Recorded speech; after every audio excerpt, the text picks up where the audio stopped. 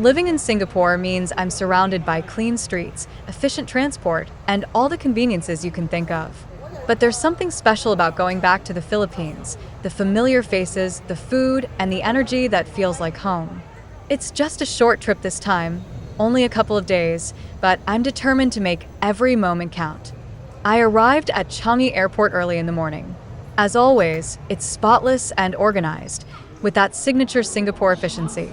Check-in was smooth, security was quick, and before I knew it, I was walking toward my boarding gate, passing by duty-free shops, cafes, and fellow travelers heading in every direction. I couldn't help but feel a little rush of excitement. It had been months since my last visit to the Philippines, and I found myself thinking about all the familiar places I'd soon see again and, of course, the food I'd been craving for so long. Slowly, the plane rolled onto the runway.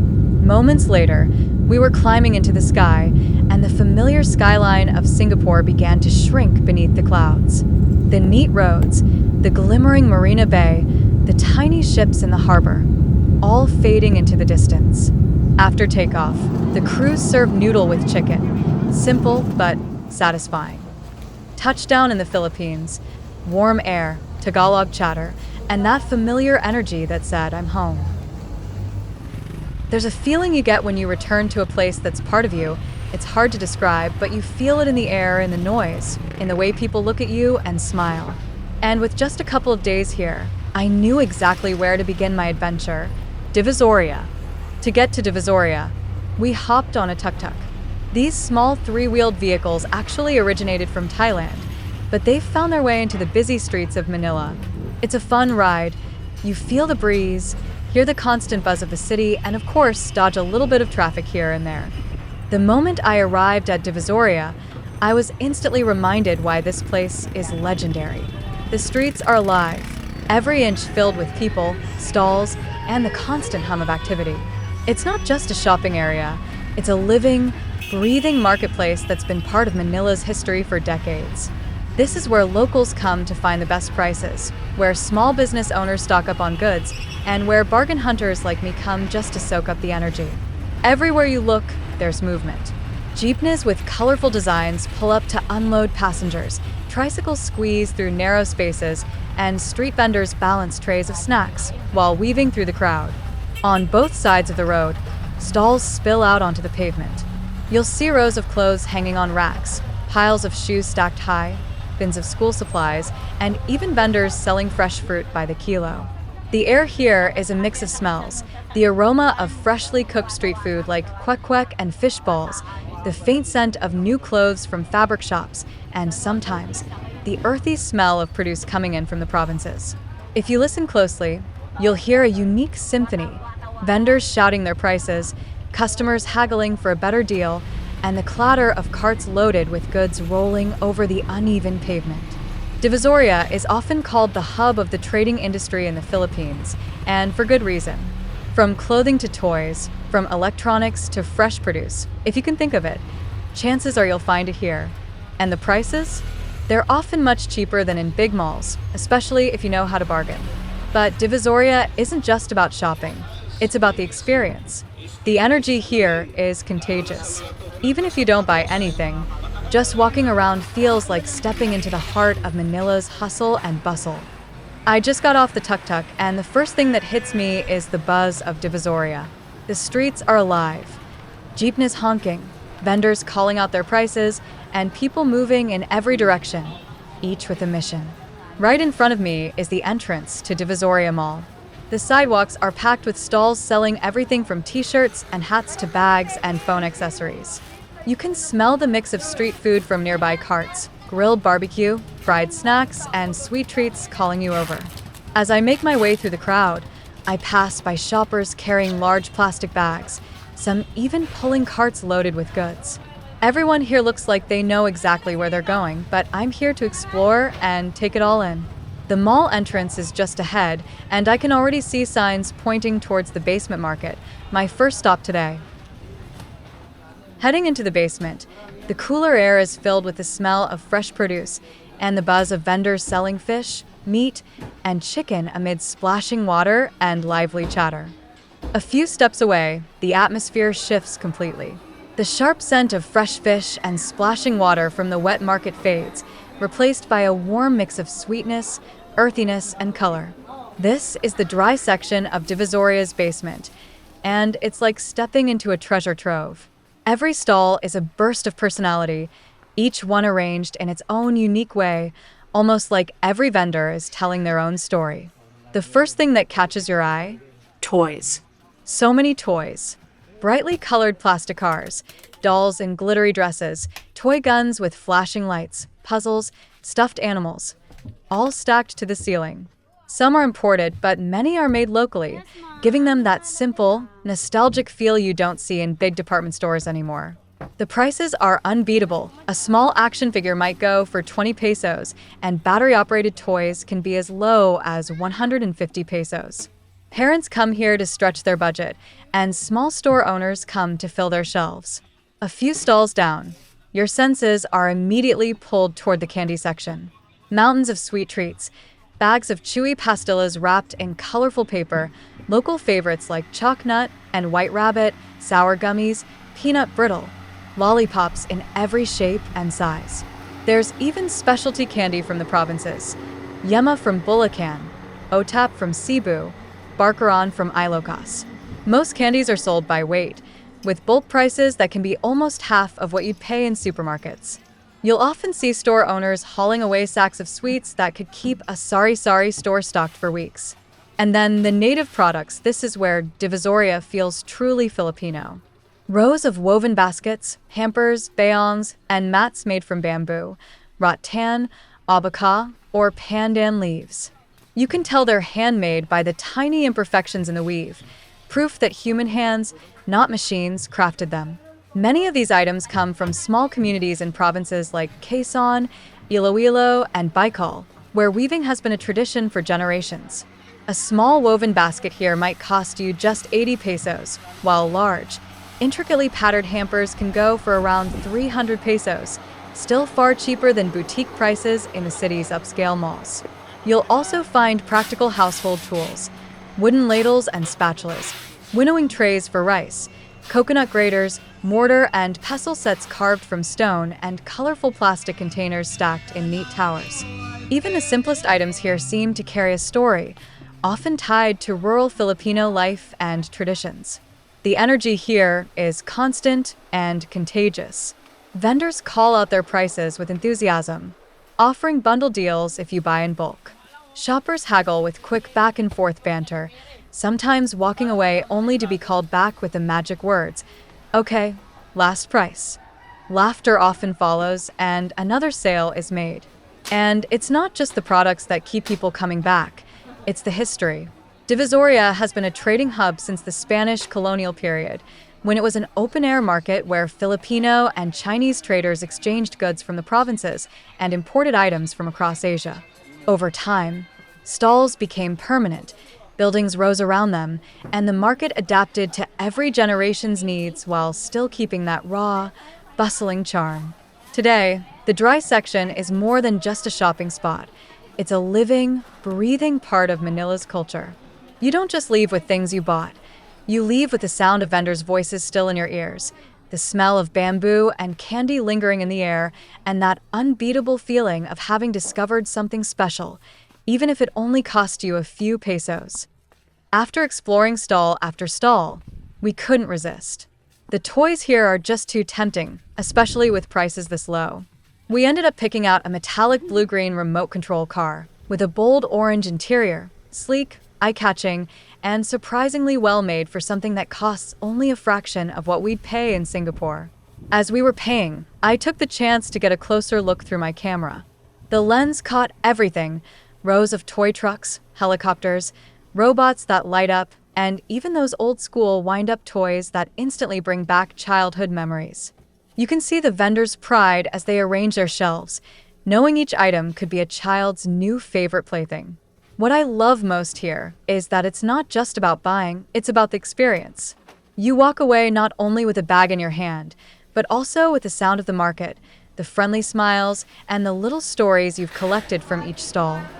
After exploring the basement, I headed up to the first floor of Divisoria Mall, and immediately, the atmosphere shifted. The aisles are wider than downstairs, but every inch of space is packed with colorful merchandise stacked from floor to ceiling. You can feel the energy of the shoppers all around, some walking quickly with shopping bags, others slowly browsing the endless rows of goods. Here, some items are similar to what I saw in the basement. Toys like remote control cars, dolls, and action figures, but there's a lot more variety and novelty. Tiny collectible figurines sit beside larger battery-operated toys, and the shelves are filled with puzzles, building blocks, and even classic wind-up toys. Prices remain very reasonable. Small toys go for around 50 to 100 pesos, while more elaborate items like remote control cars can be 400 to 600 pesos. The home decor and household sections immediately caught my attention. Rolls of wallpaper in every imaginable pattern, minimalist whites, bright florals, bold geometric designs, and textured finishes line the walls. Nearby, small kitchen gadgets, storage bins, plastic organizers, and cleaning supplies fill entire stalls. I even spotted colorful food containers, stackable drawers, and bamboo baskets for storage. Prices range from 100 pesos for small organizers to 500 to 700 pesos for larger sets, making it easy to redecorate or reorganize on a budget. Phone and electronic shops are everywhere. Cases in glittery, metallic, and cartoon designs sit on display for 50 to 150 pesos. Chargers, earphones, power banks, and screen protectors are within easy reach, and some shops sell secondhand or refurbished phones for 2,000 to 5,000 pesos. Small repair shops tucked in corners offer quick fixes, screen replacements, battery swaps, and even software updates, often done while you continue your shopping. Clothing stalls are everywhere, covering every age, style, and occasion. Baby onesies for 100 to 150 pesos, school uniforms for 200 to 300 pesos, casual t-shirts for 150 to 250 pesos, jeans for 250 to 400 pesos, and trendy adult outfits ranging from skirts and tops to formal office wear. Swimwear, pajamas, and party costumes fill racks alongside shoes, hats, and socks. I noticed some stalls even display plus-size and maternity wear, showing how diverse the selection is. Specialty stalls add even more character to the mall. Nail polish in dozens of colors, hair accessories like headbands, clips, scrunchies, and ponytails in glittery, floral, and novelty designs, all priced between 30 to 150 pesos. Party supply shops sell balloons, banners, table centerpieces, gift wraps, and costume accessories, everything you'd need for birthdays, graduations, or festive events. School and office supplies take up entire corners. Eco-friendly tote bags are around 150 to 300 pesos, while backpacks, sling bags, and laptop bags can range from 250 to 600 pesos. Some stalls even offer custom embroidery services. You can personalize your bag or shirt with your name or logo. Nearby, photo framing shops offer same-day service, usually around 200 to 400 pesos, perfect for gifts or home displays. As I moved to the second floor, I noticed even more variety. Some shops sell small home appliances, blenders, rice cookers, and electric fans, alongside cleaning tools and decorative items. Umbrellas in every color, size, and style hang from ceilings, and seasonal clothing like jackets, raincoats, and slippers line the racks. There are also more electronic stalls selling headphones, speakers, phone accessories, and inexpensive gadgets for everyday use.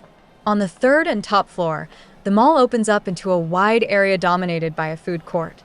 The smell of sizzling food hits you instantly: fried chicken, pork barbecue, steaming pancit, lumpia, lechon, and freshly baked bread. Dozens of food stalls offer a wide variety of Filipino favorites, snacks, drinks, desserts, and even some international dishes. It's the perfect place to take a break, enjoy a meal, and watch the constant flow of shoppers moving across the floors below. Walking through all 3 floors of Divisoria Mall, it's clear why this place is so popular. From toys to clothes, household goods, school and office supplies, electronics, and even quick dining options, the mall is a one-stop destination for almost anything you can imagine. Prices are affordable, the variety is overwhelming, and the energy is contagious. Whether you're shopping for daily needs, gifts, or just browsing for fun, Divisoria Mall offers an experience that's uniquely Manila, bustling, colorful, and endlessly fascinating. Walking through Divisoria Mall felt like diving into a treasure hunt. Every corner had something new to discover, from stacks of toys and racks of clothes to rows of household goods and stalls offering unique services. What really stood out to me was the variety. You could easily come here with a list of just a few items and still find yourself browsing for hours, picking up things you never even planned to buy. It's that mix of practicality and surprise that makes Divisoria such a special shopping destination. The energy here is also something you can't miss. It's busy, it's lively, and it's full of personality. Vendors calling out their deals, the hum of conversations in Tagalog, the clinking of coins and rustle of paper bags. All of it comes together to create that distinct Filipino market atmosphere. It's not just about shopping. It's about the experience of being right in the middle of Manila's trading heart. If you plan to visit Divisoria, my first tip is to come early. Crowds build up fast, especially on weekends and during holiday seasons, and coming early means you get first pick on items and avoid the midday rush. Wear light, comfortable clothing, and shoes you don't mind walking in for hours. You'll be covering a lot of ground. Bring cash in smaller denominations. While some shops might take digital payments, most still prefer cash for quick transactions. Bargaining is also part of the fun here. Many prices aren't fixed, so don't be afraid to ask for a discount, especially if you're buying in bulk. Start politely, smile, and remember that a friendly attitude often works better than being pushy. Keep an eye on your belongings as you shop. Divisoria is safe for the most part, but with big crowds, it's best to be cautious. Finally, take your time to explore beyond just one floor or one area. Some of the best deals are hidden in stalls you might overlook at first glance. If you get tired, the food court on the top floor offers plenty of delicious, budget-friendly meals so you can recharge before diving back into the maze of shops. Divisoria isn't just a place to shop. It's an adventure, a cultural snapshot, and for me, a little piece of home that's always worth visiting. Another great tip is to bring a reusable shopping bag or even a small foldable trolley if you plan to buy in bulk. Plastic bags are still common here, but having your own bag makes it easier to carry everything and is better for the environment. Plus, it keeps all your purchases organized so you're not juggling multiple small bags while moving from stall to stall. If you're looking for something specific, it's worth doing a quick walkthrough of the entire floor before making a purchase. You'll often find the same items sold in multiple stalls, sometimes with big differences in price or quality. Taking the extra time to compare can save you a lot, and sometimes you'll spot a design or variation you didn't see at first. For those who love capturing their trips, Divisoria is a gold mine for photography and video. The vibrant colors, the mix of products, and the natural movement of shoppers and vendors create a lively backdrop. Just remember to be respectful when filming or taking close-up shots, especially of people. Most vendors won't mind if you ask politely first. Lastly, consider pairing your Divisoria trip with nearby destinations. Binondo, the world's oldest Chinatown, is just a short ride away and offers amazing food options, from traditional Chinese dishes to local Filipino favorites. You could easily spend the morning shopping in Divisoria and the afternoon enjoying a food crawl in Binondo, making it a full day of Manila culture, flavor, and energy. The food court on the top floor was buzzing with life.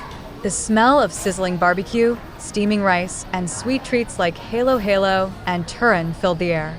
Stalls offered everything from classic Filipino dishes like adobo, sinigang, and pancit, to quick bites like siamai, lumpia, and fried chicken with rice. What made it even better was the affordability. You could enjoy a full, hearty meal for a fraction of the price you'd find in big malls. Looking around, families were sharing trays of food, kids enjoying banana Q on sticks, and groups of friends chatting over milk tea. It wasn't just a food court. It felt like a dining hall where everyone came together to rest and refuel after hours of shopping.